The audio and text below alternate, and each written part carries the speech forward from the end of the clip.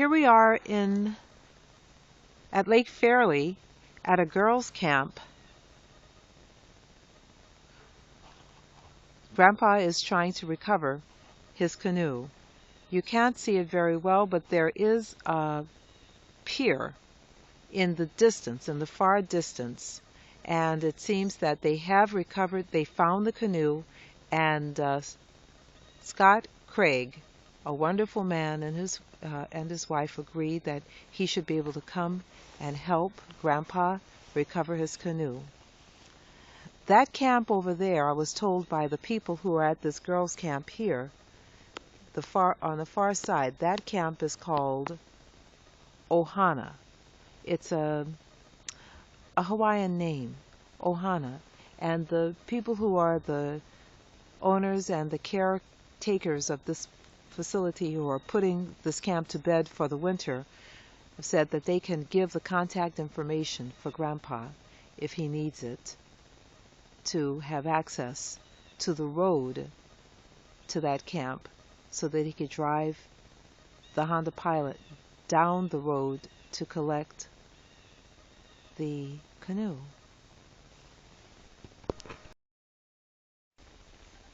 And here they come. I see them in the distance in Scott Craig's canoe. They're paddling and they're bringing Grandpa's canoe back. I see them towing Grandpa's canoe back.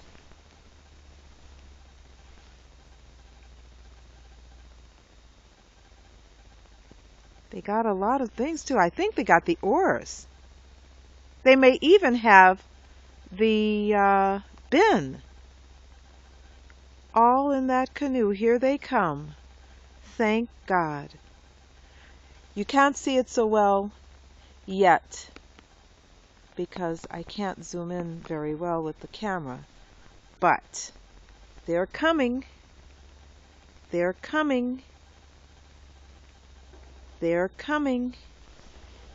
And as they get closer, we'll get a better picture of the brave warriors who actually had to get out of the canoe, out of the Scott Craig's canoe. And Grandpa was in the water.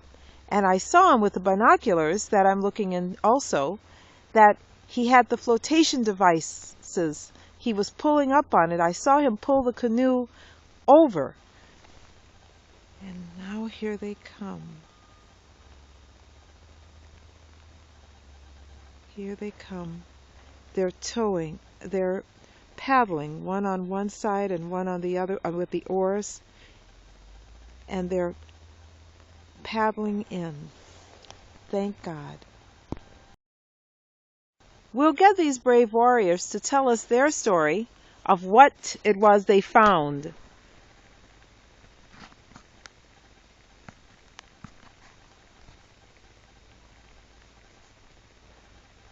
When they went out looking for the canoe. You can't see them very clearly. I'm not getting a good resolution. But we see them and we'll get them to tell us their story of how they had to. I know he was in the water. I saw him through the binoculars that Grandpa was in the water. I saw it. He had his waders on. And they're bringing back the canoe. And I think they have the bin too. Oh, how fortunate. Baruch Hashem. Thank God. Here they come.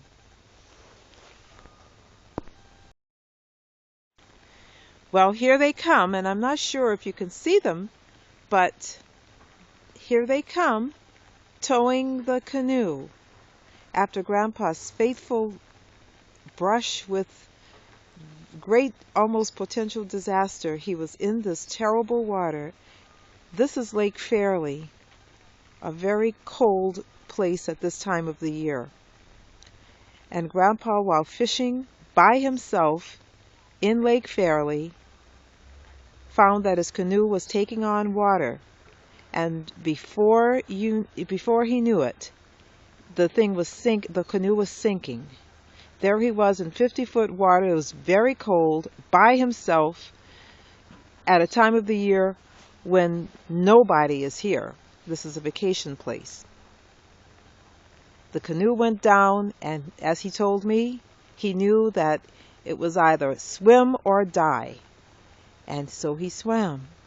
And he swam to some shore and left the canoe behind. And then, because he had to take off his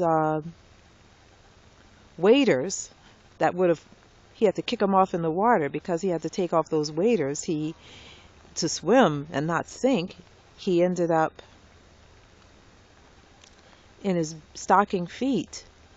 So he walked 3 miles fully wet in his stocking feet till he found somebody. He stumbled along, but he found someone to who was home, and they called the ambulance, and they took him to the Dartmouth Hitchcock Hospital. So here they come, these brave men. They found the canoe. A good friend, Scott Craig, came with his canoe, and they just found the canoe. Thank God.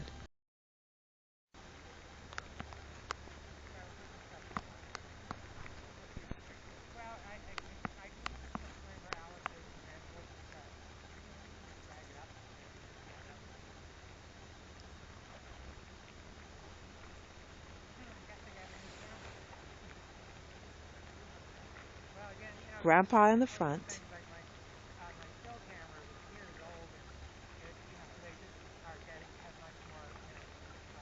So Grandpa has his canoe.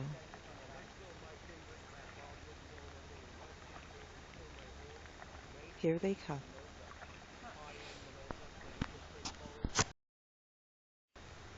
Jeff Flanders and Scott Craig coming back. Grandpa found his canoe.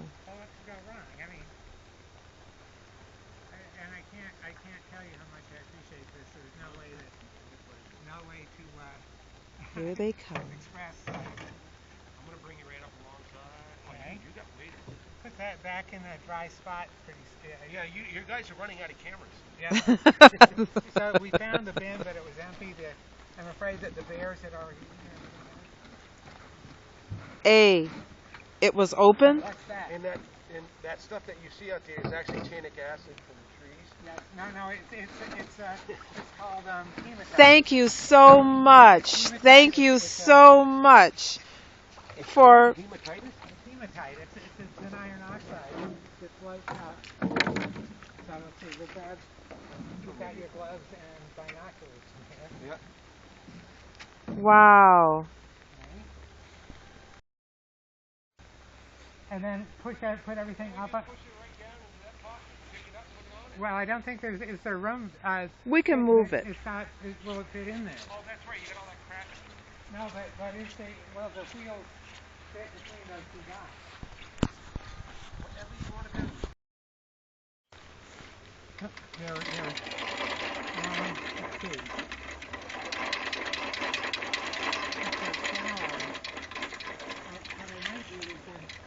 Once they start linking, I'll have you pick it up and we got this one.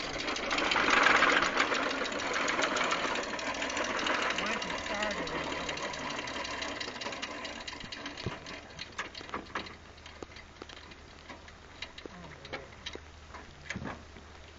Wonderful, Grandpa. yeah. Go ahead. So let me just get that.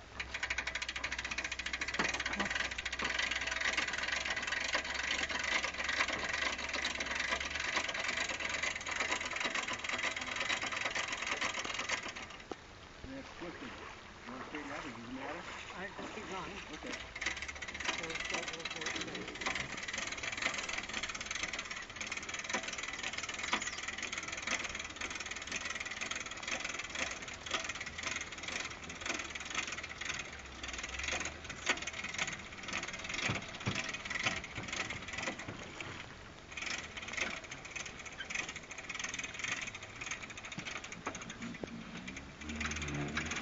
It does look like, to be old days, they used to, they would jury rig a ship, and they call it sailing and jury. That if the, if your mast broke or something like that. Well, we'll just keep going. So it's just get caught. Back it up. And then it's going to be a little tricky. Just pulling it up out of here. But we'll have to. I'm going to grab something and I got this and we'll see what we do.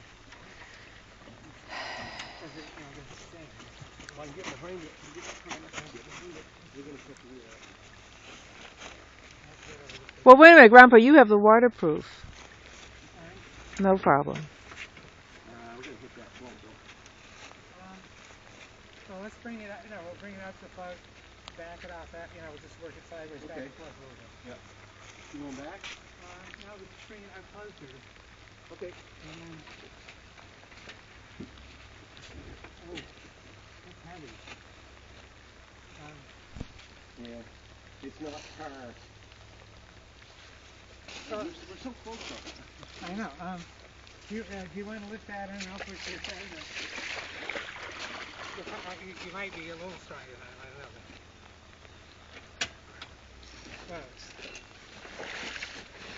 Well, I think we'll be clear. Okay, so now turn it. Yep. Well, I would turn. Yeah. Okay. I know it's going. It still smells. And turn more. It still smells a lot like that iron oxide.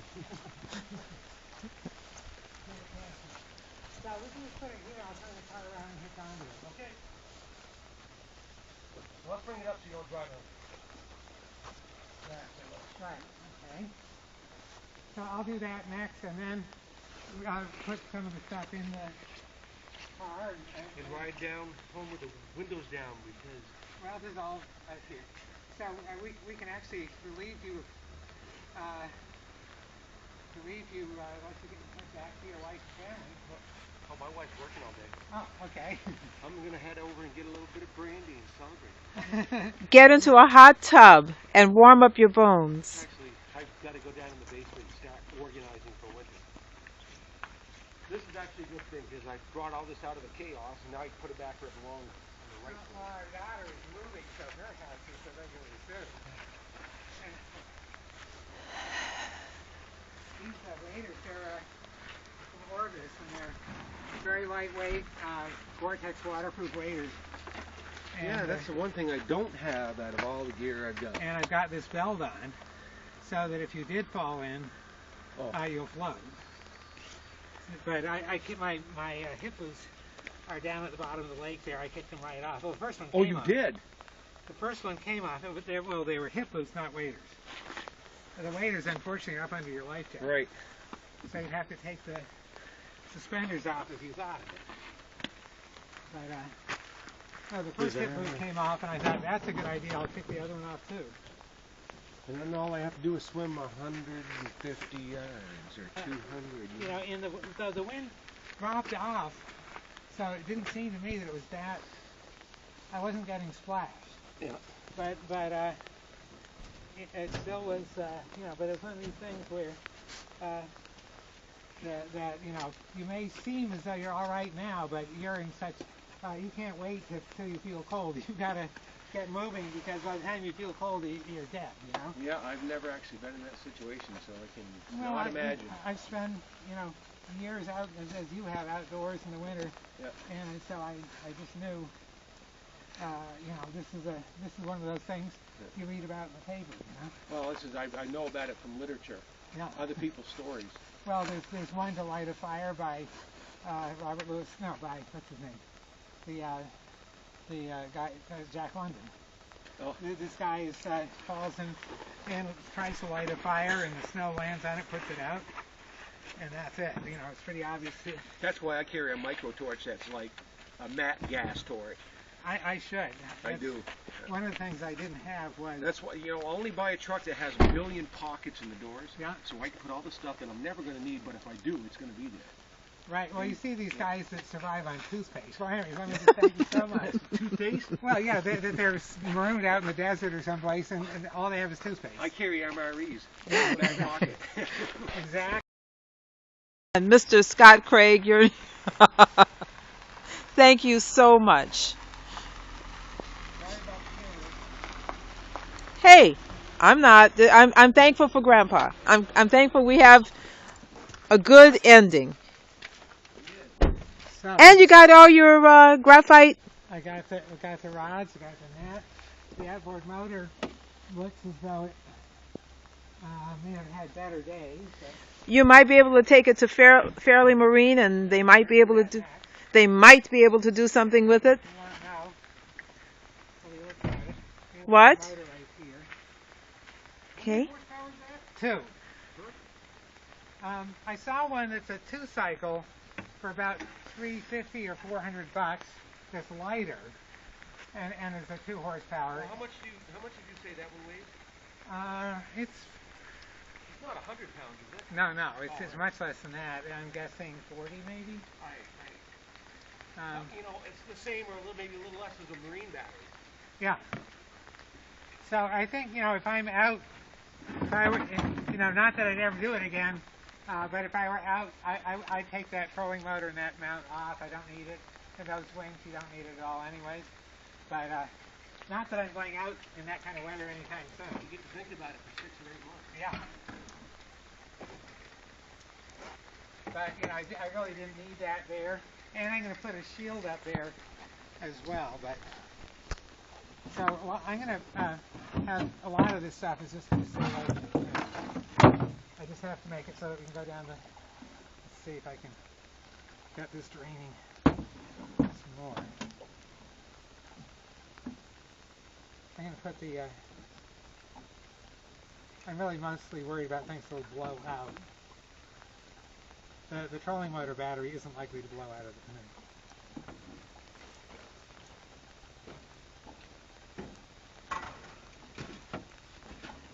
This still has a lot of water in it.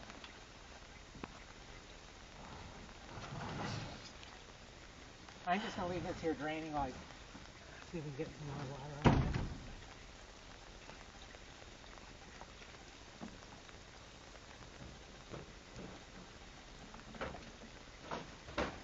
I'm going to make a more efficient drain for that. I have no idea what they had in mind when they designed that. It's crazy. This bin would just blow away.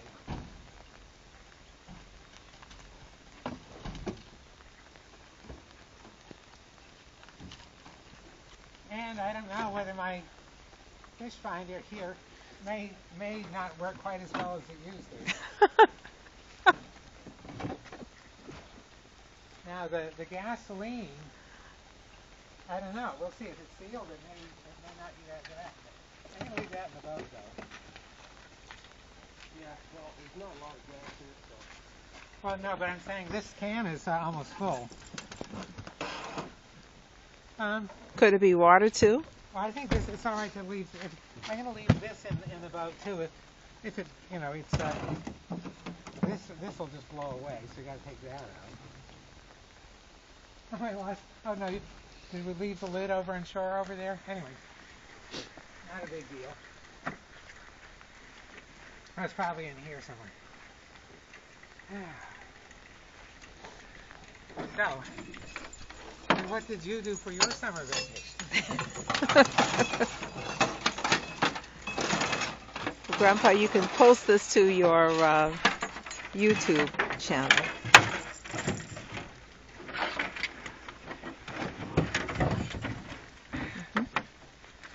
So we'll see if I, put the hair dryer on this, it may still work. See how it comes roller?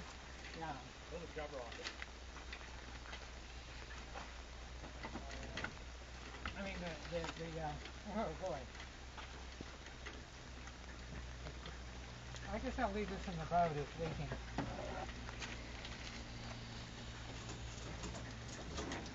I could just leave the outboard in the boat too, I guess.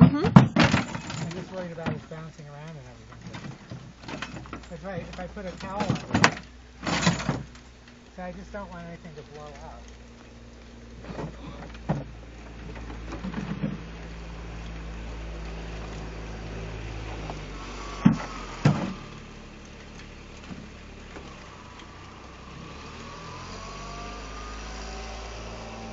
I should hand this to Lowell. Here she is. Looks like you had a successful recovery. We did. We did. Where'd you find everything? It was, Right outside that float.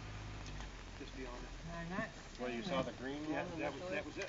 That was the boat. Yeah, from over here, when we walked in the point, you could see the red the stickers. From here, you were looking on just front on, so you couldn't see much. It was just looking. So I'm going to put a towel or something under that motor and just leave it right there. Yeah, that was great. Well, Because I remember you saying, you're like, there's something green out there. yeah. Well, I could see this this saw state it. police sticker out on the boat. When I saw that, I said, "That's it." I've had to go out and recover big bucks in Norton Pond before, Easier than this? and dragging that 200-pound dead animal through the water. This was much easier. Well, This was, yeah. What about a moose? I mean, you know, don't know. what you want to do is shoot your moose near where your excavator is, so you can just lift into your pickup truck. You know. Or like I did, I shot one, and there was one tree in the whole creek that I drove up. My guide was my friend, who's an arborist. Yeah. He had all the pulleys, brought all his pulleys and spurs with him. Climbed the tree, put the pulleys up, hooked it onto the antlers, and shoot. I just pulled it. So the engine, you'll just have to have, you could take that to a Going right down to Fairlee Marine. Grand Marine, will drain it and winterize it for you. Yeah. It was called pickling it. Yeah, it just apparently when other people, I don't get it. I better put this in back. So you bring an arborist who doesn't drink too much. You have him lift it up the tree, you drive your truck under it, you lower it down there. What? Wow. Oh. Where was that moved? Up in Norton, Vermont. This year? No, it's 3 years. 4 years ago, actually. I just before I can sign back up. Yeah. Go for it. And all your fishing rods and everything stayed in the boat? Yeah, they did. I lost that bin had all kinds of lures in it, and cameras and stuff. But you know, big thing is that I'm here alive. Yeah. That I made it back across. Cameras? Did you recover any of the cameras or no? No, they probably floated away. Yeah, Yeah, I was in the probably. emergency room, so I couldn't get out here. Need to be replaced. Yeah, they wouldn't be able to be used even if you found them anyway. So. But we have other cameras. Well, the bin was floating when I saw it leave, but since we had several rough days, so Oh, the wind was howling. it got battered, and but I was up they were treating me for. I was in cardiac because the stress of being in the cold water was so much. They were worried that I had what's called had atrial fibrillation. I was Oh, really yeah. dead. Well, I'm just glad you got everything and you're in one piece, so that's a good. That's Well, it's amazing. And thanks to Scott here, it's just You don't think that'll blow, Grandpa? No, it'll be Now, how'd you get the boat back over here? We towed it. We emptied it up over at the camp there and just towed it behind us. Good. So now the outboard motor, I wouldn't try starting it until I got some of that mud out of it. Yeah, I'd let either Fairlee Marine or Bob Waters deal with Well, I it. bought it Fairlee Marine. Yeah, I think I'll take it down there. Have a look at it. When they see me coming, they'll put the after lunch sign up on the window there. Yeah, Robert's a good old guy. We deal with them with our boats Yeah? occasionally. I'm just really glad that this worked out, that we were able to get this back. Yeah, that's a nice little engine. That would. Well, I'm wondering, I don't see it now, but I think I fouled the propeller. I started out and I wasn't sure that the transducer had come off for my fish finder, so that gap way down there, Yeah. the smelt hang in that area there. So I went over to a beach and I checked that it was all right, but as I came away from the beach I caught some weeds. And I started up this way and it was really rough, and I thought I should have just gone right ashore again, but I thought, well, I'll come up to this cove over here and clear it again. But I was but every time I turned, the waves were hitting this and splashing in. And the wind was coming and quartering like that. And the next thing I knew, I said, that's filling. That isn't just a... And I had a pump that was up here under the seat, but I couldn't get to it, of course. And the next thing I know, I was the stern just went down. But this apparently kept it floating enough that we could recover it. So. Oh, good. See the water line right there. Yeah. Well, this is actually probably styrofoam. Right. Right. I thought, well, and there's supposed to be styrofoam under the seat, but not enough to keep you up again. What I'm going to do is I'm going to get expanding foam and fill all that whole void under there with foam. All right, full of And I'm foam. going to have the battery up here and run heavy cables back to the trolling motor and fish finder from there. Yeah, you probably just had too much, not enough ballast in the front. Right. It just, well, I had ballast in the front. I've got 2 5-gallon water jugs in the front. Yeah, but that battery's considerably more heavy than but the a couple water jugs. now if I had thought to run forward, if that would have made a difference, you know, to redistribute the weight. But once I started getting that water in, you know, it just everything happened so fast, you know. Oh, good. Glad you got it all that. There you go, Jeff. All right, well, have a good one. See you. Thank See you you. at the usual. This is the next chapter in my book. Thank you very much for that.